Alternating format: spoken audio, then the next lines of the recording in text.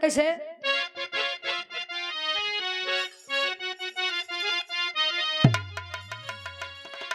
अरे बूढ़ावा बेईमान पतो हो बतावे अरे बूढ़ावा बेईमान महंगाई करैला के चोखा बूढ़ावा बेईमान महंगाई करैला के चोखा कहे बूढ़ावा बेईमान मांगे करैला के चोखा कोनो दुल्ही के दुल्हा पिए वाला मिल गयो गुरुजी पिए वाला हो कंपोजिट क्या सीख रहे हो बा दोनों पिए हां ठंडी पिए नहीं गांजा दारू दोनों पिए अरे दुल्हा दारूबाज अरे दुल्हा दारूबाज घर में करे नौटंकी दुल्हा दारूबाज घर में करे नौटंकी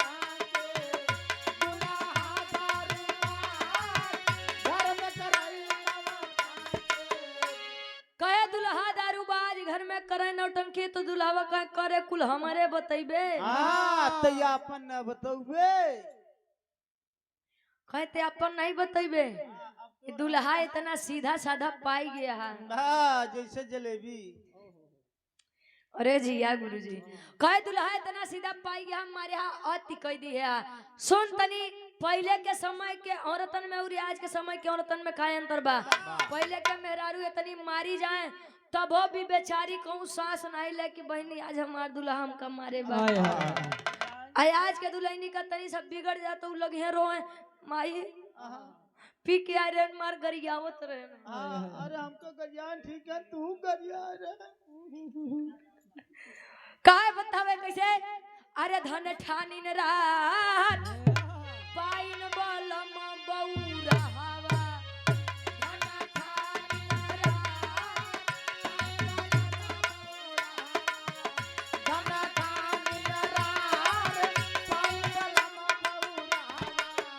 धन ठानी न रात धन ठानी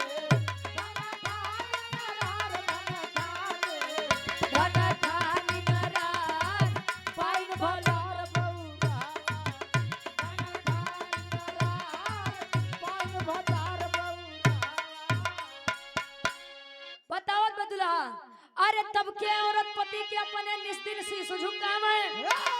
आज के औरत बात बात पे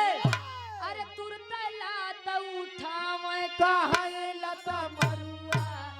भैया हो काहे लत मरुआ कहू कहू हो काहे लत मरुआ गोहरा में कहे चुल घुसुआ गोहरा में कहे चुल घुसुआ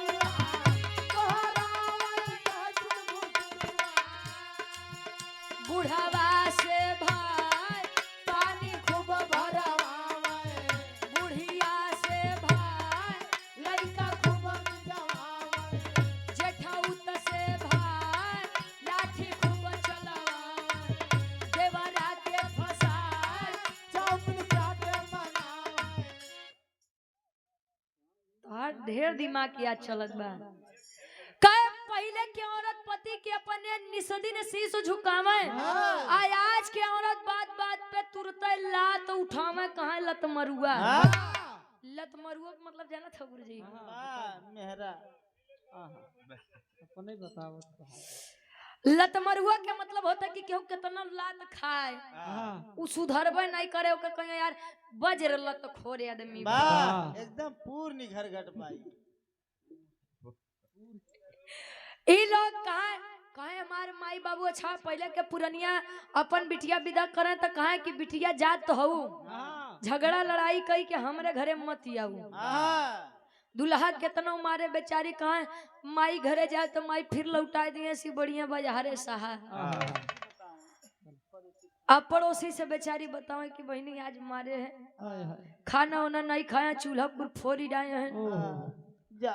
ये बहन ऐसे पिंटू का पापा हमको मारा थी। अच्छा यार आज के माई बाबू है ना अपन बिटिया विदा करी हां कहीं बिटिया जात तो ढेर परेशान मत हो अब हम जिया थे बिटिया घबराऊ जी कहीं ढेर परेशानी हो तो तू ही आ जाओ दमादो जी कल आ जाओ अही ने मानो ही रही अजाना था गुरुजी ओनही मेहमान हरन के का कंडीशन हो जाते जाना था का पहले दिन पहुना दूसरे दिन ठेहुना और तीसरे दिन केहुना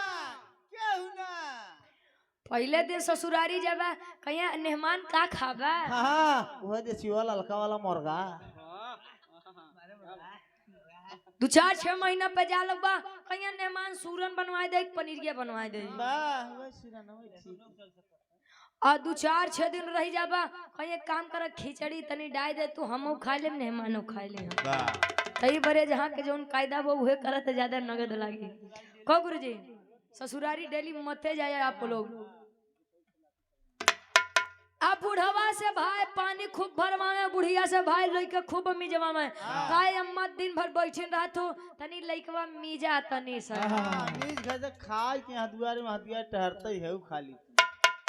जे ठौते से झगड़ा करा दे कहिया अपने पति दे से कहिया कि जे ठौता वो जे ढेर पैसा कमाई के रख ले थे अच्छा ही बता तू अपने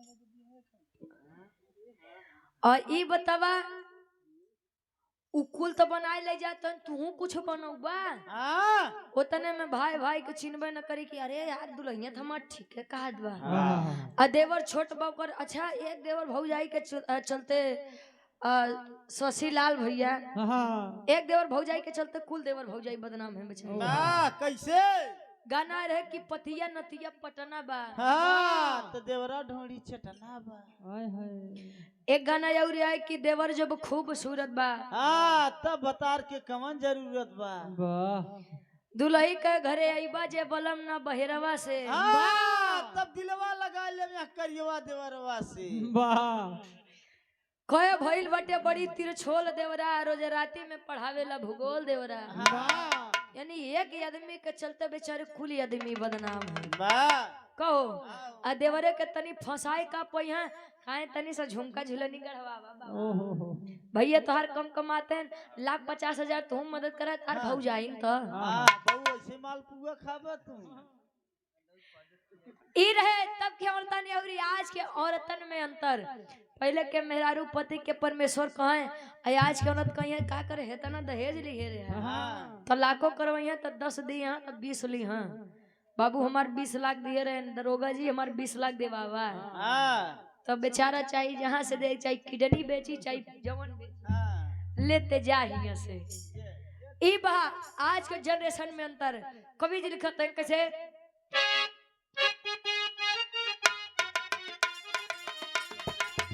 रुचि का है पुकार रुचि का है रुचि का है पुकार रुचि का है रुचि का है पुकार रुचि का अरे रुचि का है पुकार रुचि का है पुकार अरे तपाइन बलम बौरा